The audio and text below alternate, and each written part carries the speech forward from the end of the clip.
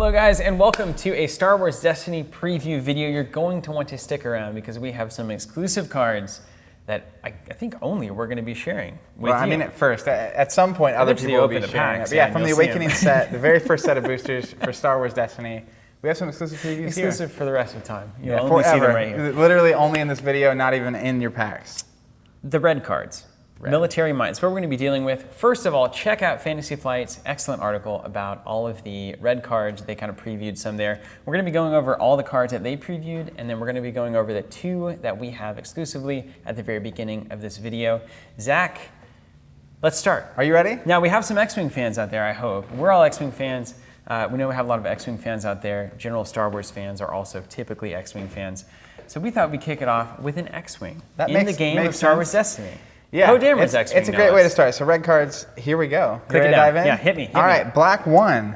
It's a 4-cost support. It's a vehicle. That is expensive, just so we're aware. It's so cool the way they're doing vehicles like this. The die is 2 damage, range damage, 2 range damage, not. I'm glad it doesn't have melee. Yeah, melee, that'd be weird, punching you. Anyways, 2 range damage, a 3 range damage, 1 disrupt, a 2 shield, which is strong, and a special. Of course, the notorious blank, the special ability. Even Poe misses, apparently. Sometimes. The special ability, deal a damage to a character, re-roll this die instead of removing it from your pool. I love it. So, flavor-wise, this is legendary. This is a legendary card. See the purple on the bottom of the card? Somewhere right in there. the bottom of wherever it's over here. Anyways, legendary, which means it replaces the rare in one of the packs, and you do get the card in the rare in case you're confused on how the packs work. But thematically, how this works, you see that scene in Force Awakens where Poe literally destroys like 7 or 8 TIE fighters and like 15 stormtroopers, like in like one little thing. In a beautiful dance. Technically speaking, you could roll this die, get the special. That's what I'm saying, man. Spend it, do 1, roll it again. Spend it, do 1, roll it again. Forever. Until you stop rolling it. So you could win the entire game on the first turn. You technically could, as soon as this comes into play, win the game. Like, it's 1 in 6 times 1 in 6. It would be a miracle. But it's possible. It's like you're at the end of the game, right? And I have, sometimes at the end of the game, you get some resources piling up. You're done like playing cards. The ability to play a card and then potentially just do the 5 damage you need. Keep rolling. Because by that point, you don't need a lot of damage, but it's like... You could also have any number of effects that can reroll dice. So you're trying to hit that special symbol. You could also have any number of dice on the table that can automatically change that to the special symbol. So you get another chance at it. Yeah. So you could really start to make Black 1 a critical engine to deal some damage. And sometimes, let's face it, there's going to be the end of the game where you just need 4 damage. Who knows? And you're going to roll you go for the long shot. The first one, and it's going to be like, okay, cool, I got it. And then you're going to roll the second one, and it's going to, oh my gosh, like, I got 2. Am I going to get these? And then a 3. And so, and this is the key thing about dice games and just games in general, is the attitude and the philosophy that you come into the game with is going to dictate if you have a good time or not. So like if you look at an effect like this and you're like, oh, it's not unfair because it's not visceral and cerebral, and like it's not like a chess style match, because there could be a random element where you... This is not chess, just so we're clear. No, but how can you be on the receiving end of that and not think, how incredible is it that Poe Dameron comes in here and just does like 3 or 4 damage randomly? Most of the time, you're going to do very little. I mean, it's going to be a nice card, but not broken. But. Yeah, I mean, he still has just black 3 and 2. Yeah, like, this is a really strong card. But you paid 4 for it. Which is a lot. That's 2 turns of resources. That is an insane amount to spend on a card like this. If you had a way... Here we go. To get this into play more cost effectively, which I assume you will, right? Well, sure. There will be tricks. There'll be ways to slide cards like this onto the board. But yeah, in any deck, you picture like BB-8 that we unboxed, where it's like he gets to reroll his die and someone else's die and his special, and like if you have characters that let you reroll a lot and whatever the case may be, this could be hilarious. Makes sense that Poe Dameron with BB-8 is a decent combo there. Weird, isn't it? Way to go, Donnie. So this is good. I think it's a really good card. The question mark for me is 4 cost is so high. It is very high. So to have that on an upgrade, because I had this discussion last night in the store, so I'm going to talk about it. Well, there's a discussion online about Sith Holocron, which I think is maybe in one of our preview videos, or it got spoiled online. It's in that starter, isn't it? The Kylo starter? Is it? No, it's not. No, it's not. Being very powerful, and it is powerful. But ultimately, the idea is that this die is separate from your characters. And there's a lot of options, in which we'll get to in this video series, to remove dice. Yes. And so the problem with something like a 4-cost die like this is you roll it, and then your opponent pays like 1 to get rid of it. Yeah. It's a consistent problem with all games, trying to find that balance between the cost that you paid to do something and the cost that it takes to remove it from your on your opponent's side. If there's a way to get this in easier, then we'll see. We'll see about that, Jazz. Well, yeah, and that's the thing is I don't know, valuing it based on what discounts it might have in the future. I mean, that's going to apply to a lot of things, right? Like everything can be discounted at some point, I think surely. The thing is, it's a powerful card. Yes. The question is, if you just have to play it raw every time, I'm not. I don't even think it's that powerful. I think it's fine. Like, you're dealing 1 damage most of the time on that special, and then re-rolling it into maybe a 2 or a 3, which is actually where it's great. Re-rolling like the special over and over is not going to happen. Yeah. But it's just a nice little boost. So if you hit the special, it's nice. You do a damage, then maybe you come back into 2 shields or 2 or 3 damage. That's fantastic. That's pretty good. It's a good card. It feels overcosted. That's why I'm saying I can if get there's behind you on some that. way of getting vehicles in or whatever, it's going to be nice. I think we'll see like a hangar of some kind. It's like some X-Wing synergy. Yeah, some kind of synergy going on. So we'll see. But that's black 1. All right, that's black 1. And before we go any further, let's talk just a little bit about the red cards in general. We wanted to kind of get into black 1 right there. But this kind of speaks to what the red cards are trying to do. As the article kind of outlined, speed is a big deal for the military, right? So this is about efficiency. It's about just back to basics, nothing fancy. Let's just be efficient and make it happen. Soldiers, those kinds of things, generals, commanders.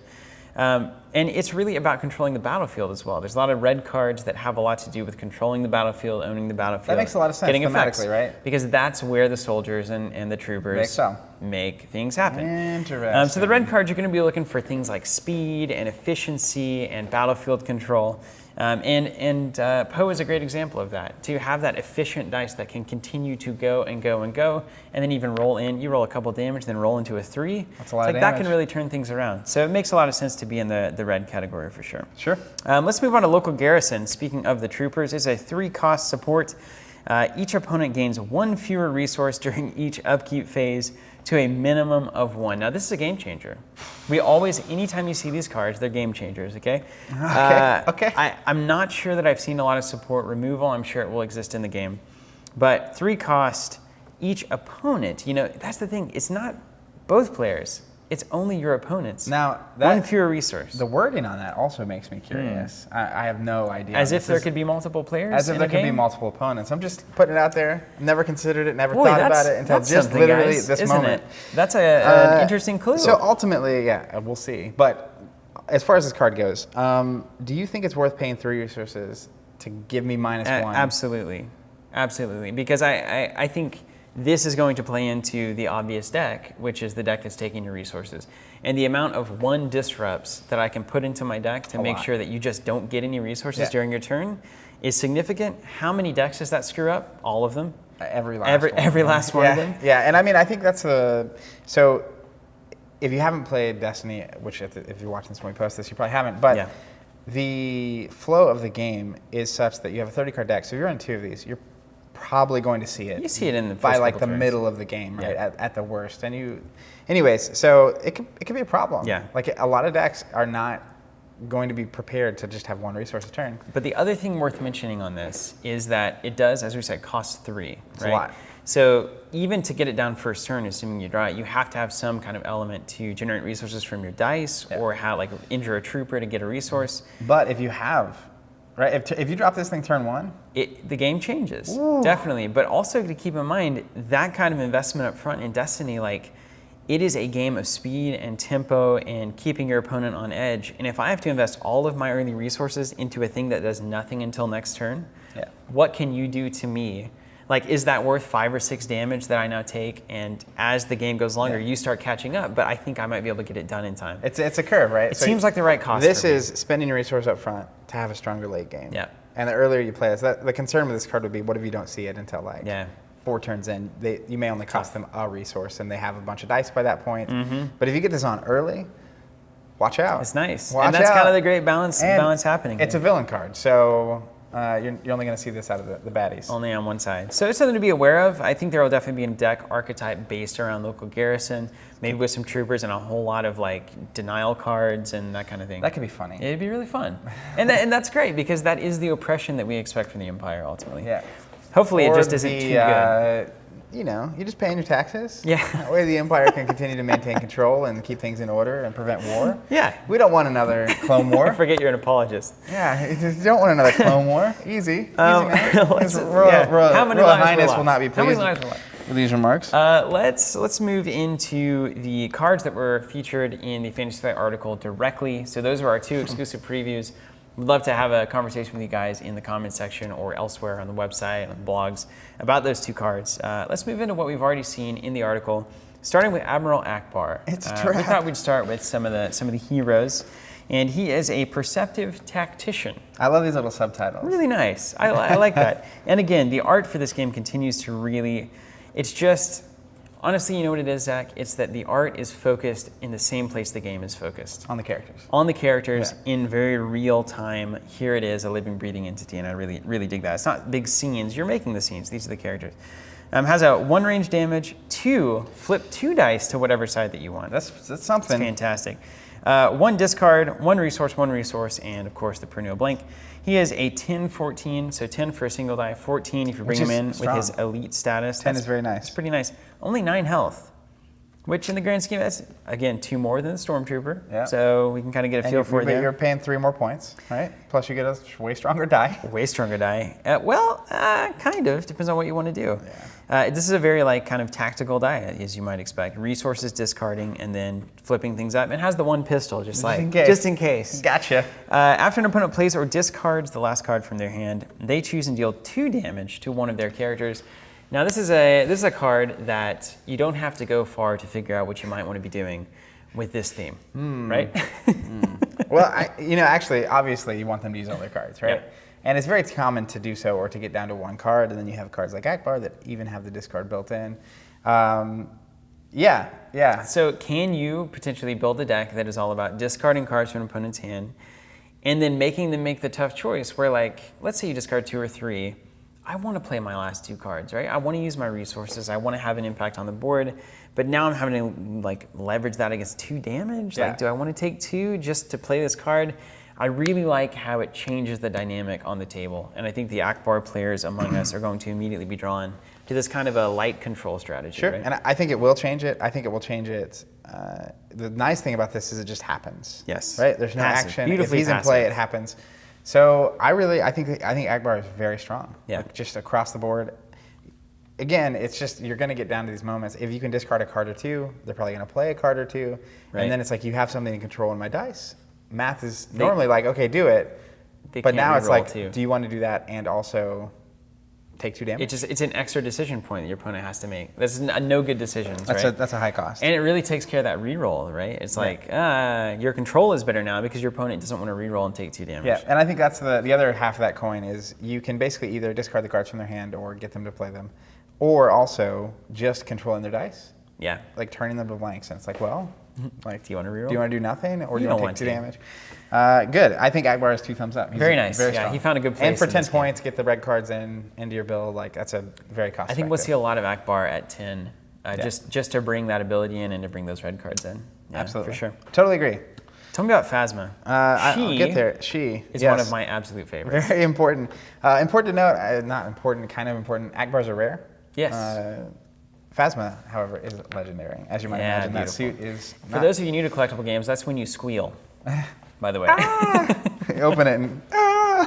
All right, Captain Phasma, 11 health. Die looking pretty solid here. She's 12 and 15 points, so 1 die is 12, 2 is 15. That's a pretty solid chunk of your points. A little more expensive than Ackbar. Already have some more health though. The die is 1 range damage, 2 range damage, 1 focus, 1 discard, 1 resource, and a blank. She's a character, and her card text is your non-unique characters have the Guardian keyword. Yeah, perfect. So, and the example in the article there is her with 2 Stormtroopers. Elite Phasma, 2 Stormtroopers. It looks great on the board, if nothing else. It's what you want, honestly, if you're going to roll this thing. But yeah, in case you don't know, Guardian, essentially when a character activates that has the Guardian keyword, you can choose one of your opponent's dice, force them to resolve that against you with damage, and it removes that die. So, and it's actually a fantastic ability. Oh, right? Crazy good. Because it serves that dual purpose of you just rolled your 3 damage and it's coming at Django or somebody important. And I pull it to a trooper. I'm going to pull it to a Stormtrooper, or you have one range damage showing, and you want that dice to be anything else that you're looking for, the special symbol that you were looking for, I can go ahead and resolve that dice and get it out of the pool. And you can do it against the character of your choice, right? Whoever has Guardian. And that can be really good if you have shields going on, right? And waste. Again, shields are important. If you have some shields and you can force them to soak up the damage and then get more shields back and loop the whole and just changing that focus fire around. A very cool ability. I think it's very thematic for Phasma, honestly. Giving all your non-uniques Guardian is cool. Yeah, and the one thing that I would like to see with Phasma is basically the 12-point version with 3 non-uniques. I think that would get really good. So that would have to be, what is she, 12? So that leaves us with 18 points. 6 points each would have to be that, right? Stormtrooper is 7 right now. It's 7, but I think if we see a 6-point something or other, maybe it's like, possible. Maybe the classic Stormtrooper will be 6. Oh yeah, the non-first order. And it will have 3 blanks. That would be cool. That'd be really cool. Give me all the blanks. But I think that's what I'd be looking out for with Phasma. I think the 2 Stormtrooper Elite Phasma is going to be a deck, right? Yeah. Or, I mean, it could be non-uniques of any flavor. That's true. Just depending on what the point cost could be the blues. Down. Yeah. Who knows? Love it. All right. Let me talk about Scout, shall we? My favorite card in the spoilers, by the way. Absolute #1 card. From downtown, memory lane.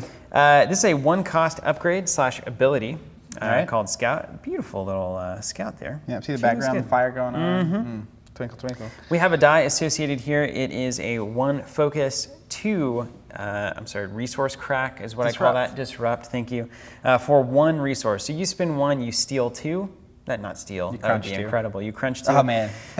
1 resource, native there, and then we have 2 special symbols and a blink. And the special symbol is probably what we're going to run this card for, given that it is a Scout. Look at an opponent's hand and discard the cheapest card from it. You choose in the case of a tie. Look at the entire hand.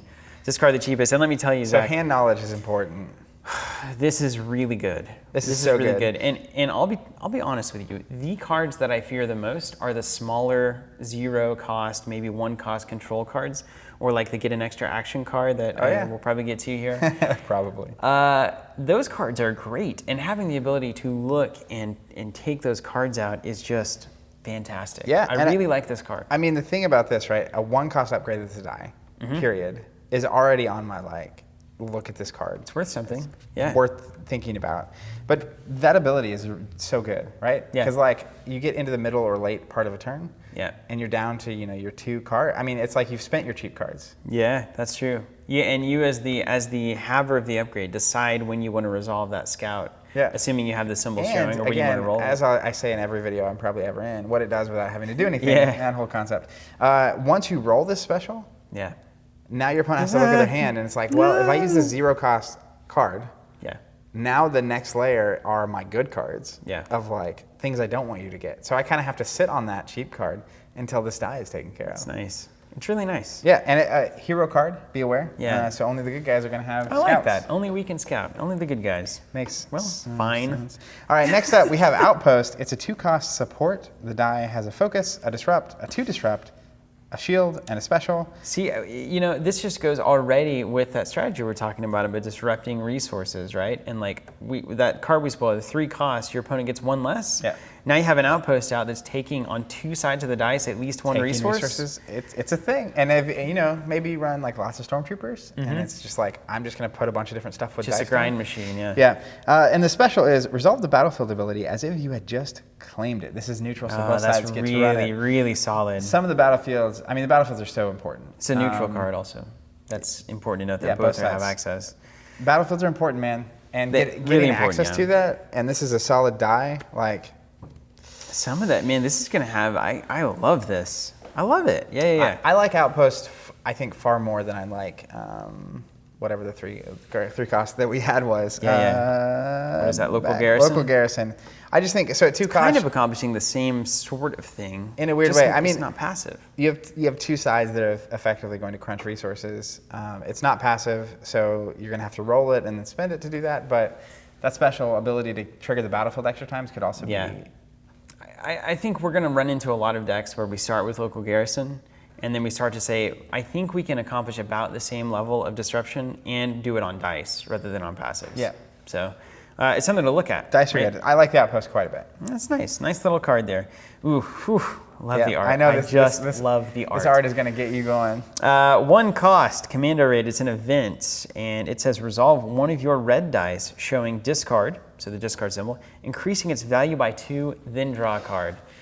Everyone who ever said the term card advantage in their lives is going to love this card. And again, paired with like something like Ackbar, this is a hero card only, so good guys, take note. What's up? Where are the villains at? Paired with Ackbar, he's got like a 1 discard on his die. You can take 3 away, and then his ability is turned on. So this card replaces itself? And even in like special situations where you might be playing into grand discarding synergies, this is still a pretty strong card.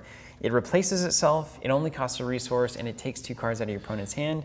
Again, a potential win condition, and it's important to note that you have to have some of these cards in your deck. Yeah. I'm a firm believer, at least one of your slots needs to have a discard effect, or one of your dice have a discard effect, so that when you get into that slugfest, with the very last, you both have no just card, no 2 cards left, whatever. All of a sudden, you have a way out, and I think 100%. that's really important to keep in mind. Yeah, I mean, this is assuming you have red dice that have discard in relative abundance, or even just a 1 out of 6 across a couple of people, yeah. That, I mean, 3 cards is so many. You only have 5 cards to start the turn. It's like if you play a card and then I discard 3. I would say 3 is actually the critical number of like really serious effect. Discarding 2 is manageable. Discarding 1 is okay. It's annoying. That's annoying. 2 is like this hurts. 3 is but like it's manageable. critical. 3 is like there's my entire alarms turn ringing in my ears. My entire turn has been compromised. Super good. I think that's a highly efficient. Love it. Nice card. All right, next up, it's a villain card. Whoa, say no more. 5 cost. 5 cost. Welcome to the Pain Train Endless Ranks event. Return one of your defeated non-unique red characters to the game with no damage on it. Now this is important to note, right? Because you guys need to check out the article that we had where we interviewed Lucas. Sure. And very specifically asked, what are some things that you learned from your time designing Netrunner? There was a long stint where Lucas was lead designer on Netrunner. And one of the things that he cited as a giant problem for any game is easy recursion. Sure. Recursion being this, seeing those same cards over and over. And a lot of games run into this, that get into that recursion kind of theme and allow those decks to happen. So has it happened here? Is this an example of careful design? Is this an example of overly liberal design? I think this is. Tell me. This is very careful for a couple of reasons. First, this is 5 resources. That is so many resources. So many. Yeah. It's not infeasible. You're going to have a lot of dice by the time you get late in the game. This is also a card you're not going to be able to use until your opponent defeats a red character. Yeah. So it's literally a blank card until that moment happens. It's true. It's also only non-unique reds. So they're going to save themselves a lot of trouble by probably not printing any red characters that are insane in the non-unique slot. And that's the question you have to ask yourself. Does this then shut down? Does this essentially crunch the cost curve of non-unique red characters so that we can never see a 15 cost non-unique red character, right? Because this card just becomes too good at that point. Yeah. Or at the point where a red character is that expensive, do you as your opponent never focus that down until the very end because you're worried about endless ranks, 100%. right? So it kind of evens itself out. If there is a 20-point non-unique red, it's like, I'm gonna focus on the 10 points and then I'll come back for the 20-point red. And I think this, if you can bring a character back, that's powerful, even if it's just a Stormtrooper. So the idea of, in the article, they have the Phasma 2 Stormtrooper deck, and it's like they have Guardians, so they're probably going to be soaking the damage and going first. And then late in the game, it's like, I'll put 1 back. Like, that's a huge swing if it works, but I also... If it works. Because if I am on the other side of the table and I see that you're trying to, you have 4 resources, 3 resources, and you're not doing anything with them, and you have a non-unique red character in your discard pile and a Stormtrooper, and it's like... Yeah, you're going to start crunching my resources. Let's crunch the resources, right? I mean, you have ways to react to this. I think that's really the trick. There might be games where you feel like, oh, that wasn't fair, you got a character back. But at the same time, how'd they get 5? If your deck is allowing them to get 5 when they have a red character in their their discard dead pile, whatever... something went wrong. Yeah, you weren't looking. You weren't paying attention. So it's a very powerful, interesting card. I think the most interesting part of this card is the fact that we have battle droids. Yes, still one of the coolest things in the universe. So watch out. I know. Can you imagine getting them as non-unique characters in the game?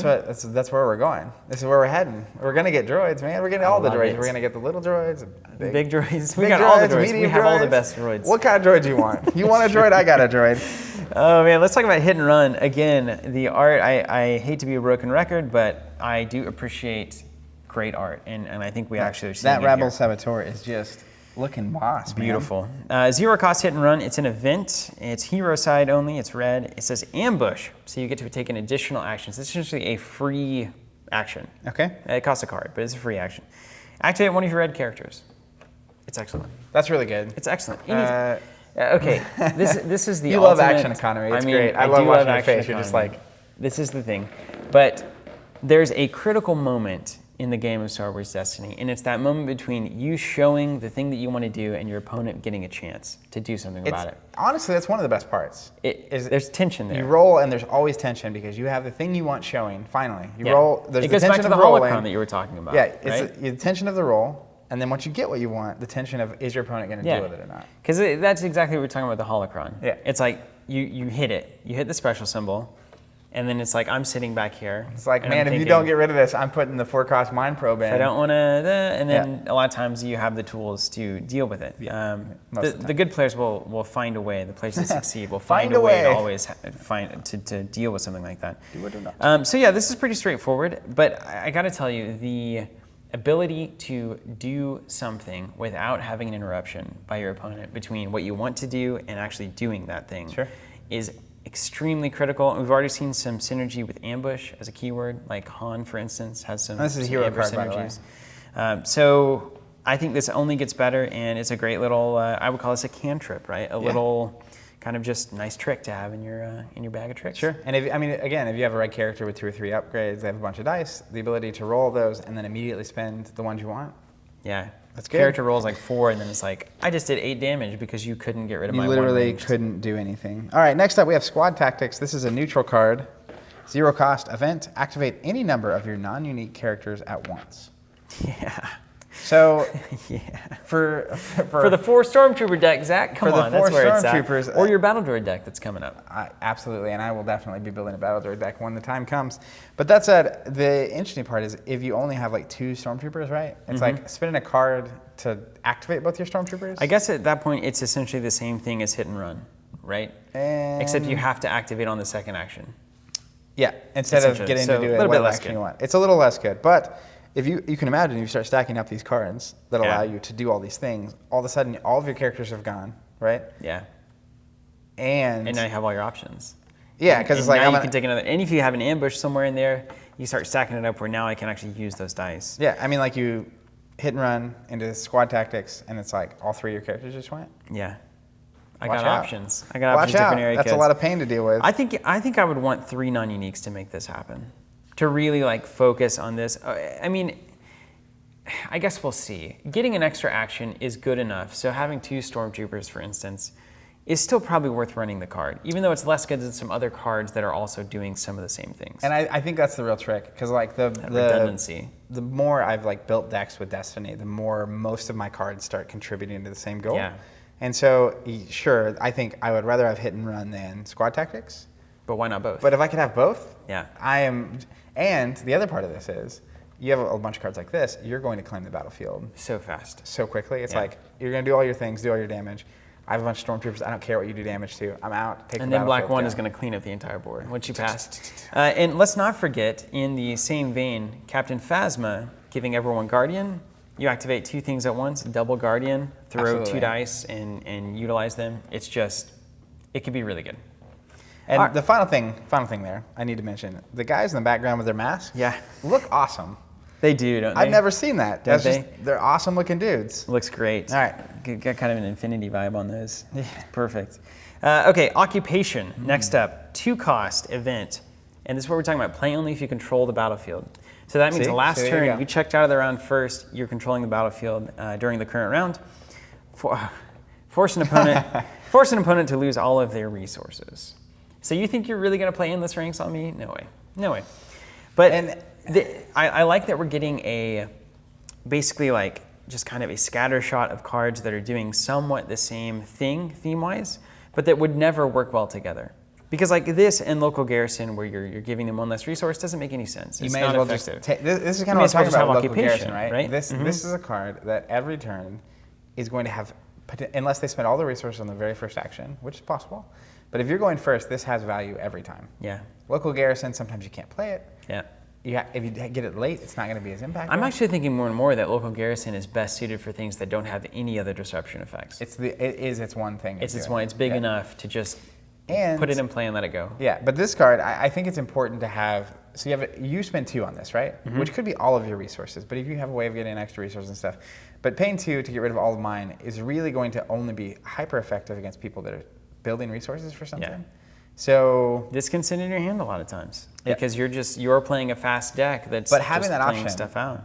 Having that option isn't, again, so at any point, even if it's just 2 resources, me getting rid of them means you don't have options. Yeah. Which is powerful. And certainly there will be decks that are looking to hit the magic number of 4 or 5 resources to play the thing that they really want to do. The big thing. And so if the meta goes that direction, or if you want to have one of your 15 slots, essentially is the way I think of it, dedicated to having an answer to that kind of tactic, not a bad idea. Discard it to reroll if that's not the case and move on. It's an interesting card for me just because it's so powerful, yet I'm not sure it's not going to get run, but you always have to believe it's possible to have that in their hand, right? I like having options. I like having a deck that has options. And it's one of those cards I think is easily a 1-of too, and I know you don't like that, but I could slot this in as a 1-of all day. And honestly, Destiny does reward deck building for adaptability much better than a lot of other games do. You're not sitting on dead cards because all cards have a very, very serious value every turn in re-rolling your dice. 100%. So like you can afford to have some things that aren't perfectly optimized for every situation. But if it comes down to the end of the game, your opponent's building up resources and you can just nuke them. Yeah, they're saving up for that endless ranks. Pretty and good. Then you watch their face just drop. Absolutely. All right, next up, we have another villain card, which is... Oh, say it ain't so. It's the card of my dreams. Yeah. 1 cost, event, spot a red character to take up to 2 additional actions. This is really strong. So, it's so good. 1, and then you get 2. So what that means is that you essentially can activate any character you want and spend their dice. Yes. You can already have someone activate another character and spend the dice. You can activate it. It's crazy. Yeah. You can play two attachments, right? If you play an attachment with ambush, then you activate your character. Or 1 on Ray, for instance. 100%. I guess you can't do that on the villain, but that idea, of changing That's where it's out. like if you had some ambush attachment, right? And it's like you had a character that was already good, now he's better, now I'm attacking, now I'm spending Now I'm my resolving dice. Or spending a focus, right? To Yeah. change a die and then get to resolve it. Even just that as a 2-action back-to-back. Action economy is huge. This gives you 2 in a row. I will say this, and Zach will definitely agree with me. In our games, the biggest, I guess, change-up moments have typically come from a card like Tactical Mastery or directly from the card Tactical Mastery. Most of the time because, like you play your big Mind Probe, for instance, or something like that, that is a big effect on the board. And then I think to myself, no big deal. I've got control cards. I'll wait until he rolls the dice, and then I'll see if he hit it, and if he does, then I'll remove that die, and no big deal. Yeah. But then you get something like a Tactical Mastery comes into play, and all of a sudden it's like, oh no, he can do both, and I can't respond. Yeah, and it's important to note you only have to spot a red character, right? Yeah. So if you have like a Stormtrooper, spot a Stormtrooper, take 2 actions, and again, it could be Kylo or it could be Vader or whoever. Roll the dice, get the Mind Probe thing, spend it, and now I just did a bunch of damage to you. And in that exact instance, that is why it can be really important to focus fire on certain colors off of your opponent's board. That's a big part of the game. Yeah, if I want to get rid, like if you have one Stormtrooper that is really only tied, let's say Tactical Master is the only card in the deck that spot a red character to do something, I still really want to get that Stormtrooper off the board because this card is money. Yeah, and I think so good. Just thematically speaking as well, the moments in Destiny, there's typically, it feels like someone's kind of on offense and someone's on defense, right? There's like a tempo to the game, which is cool. And as you imagine, if you have some action economy cards, a lot of times that can swing the tempo, right? Yes. If you're on offense and you play a card like this, it lets you just hammer them. If you're on defense, it'll let you switch to offense, which is cool. It's hard to explain until you've experienced it, and then all of a sudden it's like, oh, now I have the upper hand, and like we're dancing around. A lot of fun. Let's talk about the best defense, which is just Stormtroopers getting waylaid. One resource here. It's an event. Deal one of your red characters 3 damage to remove up to 2 of an opponent's dice. Had a good conversation about this on the website in Team Covenant about whether or not this card is ultimately worth it. I thought this card was so bad at first. Yeah, you did, didn't you? I mean, Remember I convinced you. You did. I feel like it was on camera. It was on Kylo. Okay. We already discussed it. Ultimately, I think this card's really good. Removing 2 dice. There's any number of ways that you make this even better for yourself if you have a character with 1 health left, if you have shields. But a lot of times, removing 2 dice is going to save you way more than 3 damage. So here's a suggestion that I would have for everybody when they start deck building. and this isn't a good idea, but it's an idea that will serve you well. Go through your entire card pool. Bad ideas. Go through your entire card pool and put in anything that says remove opponent's dice. Hold on, I lost one. All right, Zach lost his mic there, in case you guys saw that or didn't see that. It just happened. All of a sudden I look down, my mic's gone. As I was saying, go through your card pool, anything that says remove an opponent's dice or turn a dice to a blank or whatever, put all those cards in, okay? Put them all in, make it work, and then as you play, remove them as you don't need them to include like other cards doing other things. But seriously, the one mistake that will be made is you pass on these cards consistently and it's like, oh, I'm not a control-y kind of, it doesn't matter. And then you'll lose a lot. So start big on these cards and then say, oh, well, best defense isn't serving me that well. I think I'll throw it out. I think at some point, and I think we may end up doing a video about deck building in Destiny, but a certain portion of your deck, regardless of how control-y or not you want, is probably going to be dice control. Yeah. You don't. A lot of decks won't want every card to do this, right? Because you still need to do your thing. But if you draw a hand of 5 cards and on average, one of those remove some of your opponent's dice. That's about what you want. That's pretty good, right? So then you're looking at like 5 or 6 of these cards in your deck total. Yeah, 3 slots. Because again, they roll their dice and they have +2/+2 and a 1 damage. It's like removing the 1 damage saves you 5. It can just it can be these cards can have so much value based on what your opponent does, what the dice come up as. Yeah. It's compared to anything else that you could have in your hand at that moment, preventing 5 to 6 damage Generally is not better. going to be beat. Yeah. It's just not. Yeah. So it's important to have those cards. The best defense. Like any great tactical card game, you should have some answers to what your opponent wants to do. Answers are good. Answers are real good. All right, next up, defensive position. It's a 1-cost hero card. Play only if you control the battlefield. A quick note on that.